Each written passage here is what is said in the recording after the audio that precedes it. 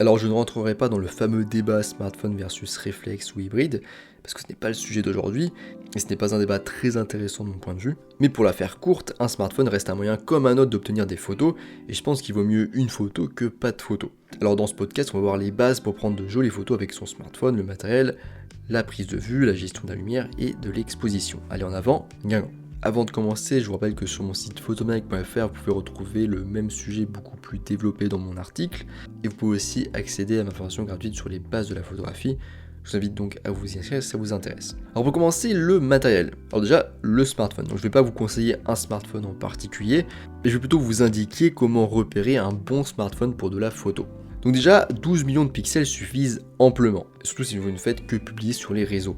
Prêtez plutôt attention à la taille du capteur, il doit être le plus grand possible. Il faut aussi un mode pro pour l'appareil photo, parce que ce mode vous donnera accès à beaucoup plus de réglages intéressants, comme on le verra par la suite. Une ouverture réglable, ça serait mieux, mais bien souvent elle sera fixe. Si vous souhaitez photographier des sujets éloignés, il vous faudra un zoom optique plutôt que numérique. Et s'il y a une technologie de réduction de bruit, c'est toujours bon à prendre. Pour finir, globalement, si votre smartphone est récent, donc après 2020, et qu'il est autour des 250-500 €, donc on va dire milieu de gamme, et qu'il provient d'une marque connue, donc je ne vais pas les citer, mais il y a beaucoup de marques qui sont connues dans le milieu, vous aurez largement de quoi vous en sortir pour commencer en tout cas. Au niveau des accessoires, c'est bien d'avoir de quoi nettoyer la lentille frontale de l'objectif, comme un chiffon microfibre avec éventuellement du nettoyant spécial pour les objectifs, éventuellement une soufflette aussi, et un trépied, donc j'y reviendrai, mais bien souvent on va manquer de lumière et on devra donc allonger son temps de pause, et un trépied ça va permettre de limiter le flou de bouger. Donc ça c'est pour les accessoires les plus importants. Maintenant je vais vous parler d'autres accessoires sans doute moins importants, ou plus spécifiques, comme par exemple un diffuseur flash, ou encore des objectifs divers et variés, on a plein pour les smartphones, pour vous essayer des styles de photos particuliers, ou encore éventuellement un filtre polarisant. Ensuite on a les applications, donc dans le matériel on va dire. Donc si vous n'avez pas de mode pro sur votre smartphone, il vous faudra installer une application. Il faudra charger une application qui permet au minimum de régler le temps de pause et les ISO. L'ouverture c'est rarement possible, en même temps on a souvent une ouverture fixe. Aussi la balance des blancs, surtout si vous êtes en JPEG, de pouvoir régler la qualité de l'image et les mégapixels, et de pouvoir photographier en RAW avec. Et au mieux, l'application devrait offrir des options comme une grille de composition, la compensation d'exposition, un pose-mètre, un histogramme et un mode HDR, ça serait vraiment sympa.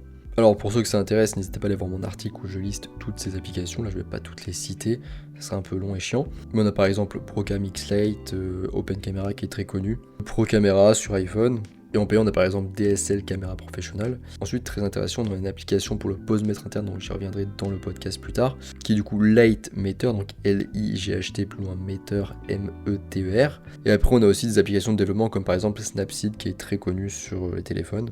Mais voilà, n'hésitez pas à aller voir tout ça sur mon article pour les applications, j'ai tout listé. Maintenant on passe au réglage de base pour la photo au smartphone. Alors, je vais passer brièvement pour que ce soit pas trop lourd en podcast. Pour les plus intéressés, là aussi, n'hésitez pas à aller voir mon article où je liste tout en détail et j'explique pourquoi. Mais du coup, voilà, on y va. Alors déjà, on a le HDR, donc c'est une option qui peut être utile si vous avez notamment de grands écarts de luminosité dans votre scène, du coup dans votre photo, pour récupérer du coup du détail dans les zones très sombres et très claires. Le mode RAW, toujours intéressant pour le développement. Vous mettre en format RAW du coup d'acquisition au lieu du JPEG, toujours intéressant pour le développement. Pensez bien sûr à utiliser l'appareil photo principal de votre smartphone qui va vous offrir une meilleure qualité d'image. Donc souvent c'est la caméra qui est au dos du smartphone. Activez la grille de composition des tiers, au moins c'est toujours pratique pour composer. Au niveau du zoom, évitez de zoomer numériquement, préférez plutôt vous rapprocher physiquement ou utiliser un zoom optique pour préserver du coup la qualité de l'image. Au niveau du ratio, choisissez l'option qui permet d'utiliser un maximum d'écran de votre smartphone pour avoir un maximum de pixels. Les filtres, vous les désactivez. Mettez la quantité de pixels et la qualité de l'image au maximum. Histogramme, activez-le si vous en avez un. Vérification d'exposition, activez-la là aussi si vous en avez un.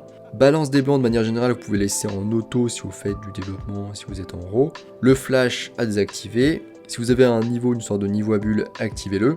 Le mode cadre, donc pour rajouter un encadrement autour de vos photos, désactivez-le. Et reconnaissance des visages, éventuellement, activez-le pour les photos de portrait et surtout les photos de groupe. Alors maintenant, comment gérer l'exposition en photo au smartphone? Donc déjà, on a les paramètres d'exposition sur un smartphone. Donc bien souvent, on ne peut régler que les ISO et le temps de pause sur un téléphone et pas l'ouverture. Pour savoir si votre ouverture est fixe, vous pouvez taper dans Google Aperture, donc A-P-E-R-T-U-R-E, TURE qui veut dire ouverture en anglais, suivi du modèle exact de votre smartphone. Donc dans mon cas, j'ai par exemple tapé aperture Xiaomi Note 10 Lite. Vous allez arriver sans doute sur la page du constructeur ou d'un site tiers.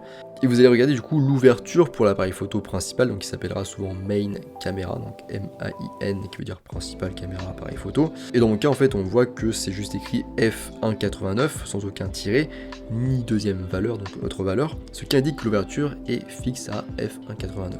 Alors en automatique, j'ai remarqué que les smartphones semblent ne pas aller sur un temps de pause qui va au-delà de 1/20 de seconde, qui est plus long qu'un 20e de seconde. À partir de cette limite, il va arrêter d'allonger le temps de pause, et il va plutôt préférer augmenter les ISO. Ce qui est logique parce qu'en général les photos se font à main levée, donc il faut garder un temps de pause assez court. Mais ça explique aussi la mauvaise qualité des photos au smartphone en général, avec du coup le bruit qui va augmenter avec les ISO, éventuellement le flou de bouger et le flou de mouvement aussi. Alors globalement du coup pour les paramètres d'exposition, finalement on laissera en automatique, sauf si on veut faire une longue pause pour un effet créatif ou pour limiter le bruit en diminuant les ISO. Sauf si du coup aussi votre ouverture est réglable et que vous souhaitez l'adapter en fonction du sujet et de la luminosité. Et sauf si du coup on a le temps et qu'on veut optimiser l'exposition comme on va le voir juste après. Maintenant on va voir du coup comment exposer correctement une photo avec son smartphone. Alors c'est un très gros problème sur les smartphones, on a rarement de pose-mètre, comme on peut l'avoir du coup sur nos appareils photo réflexes. Généralement on a juste le choix d'une compensation d'exposition qu'on peut régler ou juger avec notre écran, ce qui est très loin d'être précis. Alors si vous avez un histogramme ou un vérificateur d'exposition, comme j'ai par exemple sur mon smartphone, ça peut vous permettre d'ajuster rapidement, mais ça restera quand même très imprécis. En effet, un histogramme, un écran et un vérificateur d'exposition ne sont pas des outils de mesure d'exposition. Donc avec le vérificateur d'exposition, en fait, on a des indicateurs qui s'affichent. Moi j'ai par exemple du bleu quand c'est sous-exposé ou du rouge quand c'est surexposé. Et donc du coup, vous devrez adapter vos réglages pour qu'il y ait ces indicateurs. Alors avec l'histogramme, quand même, si vous avez des hautes lumières dans votre scène, vous pouvez les caler à droite dans l'histogramme. Mais sans haute lumière réelle dans votre scène, ça va être difficile de savoir exactement ce que vous faites avec votre histogramme, parce que l'histogramme n'indique qu'une proportion de tonalité de pixels. Donc garder l'histogramme au centre n'assure en aucun cas d'avoir une exposition correcte. Si vous n'avez ni histogramme ni vérificateur d'exposition, dans ce cas je vous conseille d'installer l'application Lightmeter qui propose un posemètre interne et externe. Donc Lightmeter, on en a déjà parlé au début, L-I-G-H-T, plus loin M-E-T-E-R. Donc dans l'idéal, si vous avez le temps, le mieux serait de toujours utiliser les réglages du posemètre de Lightmeter pour régler votre appareil photo. Mais si vous n'avez pas le temps à chaque fois de passer par Lightmeter, vous pouvez éventuellement prendre une photo de référence, bon c'est pas non plus terrible mais ça peut fonctionner à peu près, avec du coup les réglages indiqués par Lightmeter pour avoir une exposition correcte. Vous faites du coup une capture d'écran pour avoir une photo de référence et vous y fiez lors de vos prises de vue. Donc en résumé, pour exposer correctement, le plus correctement possible avec un smartphone, de manière générale, quand vous prenez vos photos au smartphone, du coup, évitez d'avoir des zones très lumineuses et très sombres dans votre photo. En effet, votre smartphone aura du mal à gérer de tels écarts de luminosité. Vous pouvez aussi activer le mode HDR pour vous aider à récupérer des détails dans ces situations. Si vous avez des outils comme l'histogramme, le vérificateur d'exposition, dans ce cas, servez-vous-en, c'est mieux que rien, même si c'est pas vraiment des outils d'exposition. Utilisez le posemètre de Lightmeter pour des paramètres d'exposition beaucoup plus précis si vous avez le temps ou faites une photo de référence. Pensez aussi que vous serez bien souvent sous-exposé avec votre smartphone, qui est du coup de la photo faite en numérique. En numérique, on est très souvent sous-exposé en mesure avec un posemètre interne, comme sur nos réflexes. Donc vous pouvez, si vous le souhaitez, surexposer entre un tiers ou un stop si vous photographiez en RAW. Mais si vous avez des hautes lumières, comme on l'a dit juste avant, dans ce cas, calez plutôt l'histogramme sur la droite. Maintenant, on passe à un autre point qui est le verrouillage à la mesure de l'exposition et la mise au point. Donc je vais passer rapidement sur tout ça, mais vous pouvez avoir plus de détails dans mon article que je vous laisse aller voir sur photomaniac.fr. C'est pas forcément non plus le plus intéressant. Mais de manière générale, retenez que vous pourrez faire la mise au point avec une pression du doigt sur l'écran, donc mettez-vous bien en mise au point automatique pour que ça fonctionne. On aura aussi du coup la mesure de la luminosité qui se fera en même temps. La mesure de luminosité semble se concentrer là où se fait la mise au point, donc comme vous faites un appareil photo réflexe. Dans certains cas, vous pourrez peut-être choisir la taille de la zone de mesure de luminosité, donc ça c'est intéressant. Vous pourrez aussi très bien zoomer dans votre écran pour vérifier où la mise au point se situe, un peu comme avec le mode Live View sur les réflexes, et aussi éventuellement l'ajuster manuellement. Vous pouvez aussi souvent verrouiller la mise au point en restant appuyé sur la zone de mise au point, donc le petit carré, pour du coup la bloquer. Maintenant on passe à la gestion de la lumière en photographie au smartphone. Donc déjà, fuyez la basse luminosité. Alors les smartphones gèrent très mal un manque de lumière. Et pour vous dire la vérité, vous n'y pourrez pas grand chose. Alors cherchez toujours la lumière, ne vous compliquez pas la vie. Qu'il s'agisse de la lumière d'une fenêtre pour un portrait en intérieur ou du néon d'une enseigne pour une photo de nuit dans une ville, il est toujours judicieux dans tous les cas de trouver un éclairage ambiant. Ensuite, oubliez le flash. En effet, la lumière du flash améliorera rarement vos photos, les résultats seront souvent surexposés, avec des couleurs désaturées, bref des résultats assez bizarres. Bref, des résultats assez moches finalement. Donc privilégiez plutôt d'autres sources de lumière, comme on l'a vu juste avant, lumière ambiante, lumière d'autres choses en tout cas. Le flash peut quand même servir pour diminuer ou supprimer des ombres en journée éventuellement, pour améliorer ou cacher certaines lignes et caractéristiques d'un objet, si vous faites de la photo d'objet du coup, et éventuellement aussi en macro car on manque souvent de lumière. Ensuite, autre point du coup, jouez sur la stabilité pour améliorer la qualité de vos photos. Le smartphone a vraiment du mal à capter suffisamment de lumière comme on l'a vu juste avant, alors n'hésitez pas à augmenter votre stabilité. Ça vous permettra de limiter le flou de bouger et de regagner de la lumière sur le capteur en allongeant le temps de pause, et du coup en diminuant les ISO. Ce qui vous permettra du coup de limiter le flou de bouger et de regagner de la lumière sur le capteur, notamment en allongeant le temps de pause et en diminuant du coup les ISO, ce qui va diminuer du coup le bruit numérique et augmenter la netteté globale de votre photo. Si vous n'avez pas de trépied, dans ce cas, travaillez votre stabilité. En gros, tenez-vous bien. Bras non tendus, tenez votre smartphone à deux mains. Le pouce peut prendre la photo ou l'index avec le bouton de volume sonore notamment.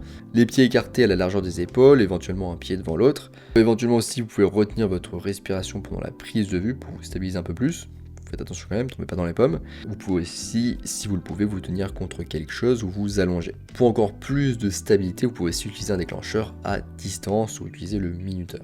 Maintenant, profondeur de champ et smartphone. Alors en raison de leur très courte distance focale et de la petite taille de leur capteur, les smartphones ont une très grande profondeur de champ, donc une très grande zone de netteté acceptable. C'est pour cette raison qu'on a du mal à obtenir en fait avec un téléphone l'effet d'arrière-plan flou qu'on recherche très souvent en photo de portrait. Et ces caractéristiques, couplées au manque de performance de la mise au point automatique, empêchent bien souvent de faire la mise au point sur les objets qui sont très proches du téléphone, ou en tout cas de les avoir d'une manière à peu près nette. Vous êtes prévenus.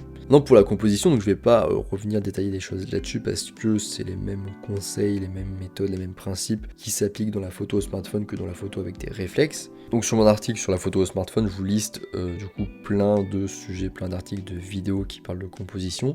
Donc n'hésitez pas à aller voir tout ça si ça vous intéresse, mais je vais pas tout redétailler ici, ça servirait à rien, ça serait se répéter. Donc voilà, on est à la fin de ce podcast sur les bases pour prendre de jolies photos avec son smartphone. J'espère que ça vous a plu. Si c'est le cas, n'hésitez pas à partager ce podcast, en parler à vos amis, à vos camarades photographes. Voilà, ça permet un petit peu moi de me faire connaître, c'est cool. Voilà, n'hésitez pas à aller voir l'article du coup sur mon site photonique.fr, n'hésitez pas à aller voir ma chaîne YouTube qui parlera sans doute du même sujet. N'hésitez pas du coup à aller voir l'article avec pas mal de photos exemples que j'ai faites avec mon propre smartphone qui sont très intéressantes. Je détaille aussi beaucoup plus du coup dans mon article plein de choses sur le sujet qu'on vient de voir. Et sur mon site, vous pouvez aussi vous inscrire à ma formation gratuite sur les bases de la photographie, donc n'hésitez pas à vous inscrire si ça vous intéresse. Moi je vous laisse ici à vos photos au smartphone et je vous dis à bientôt sur les internets mondiaux.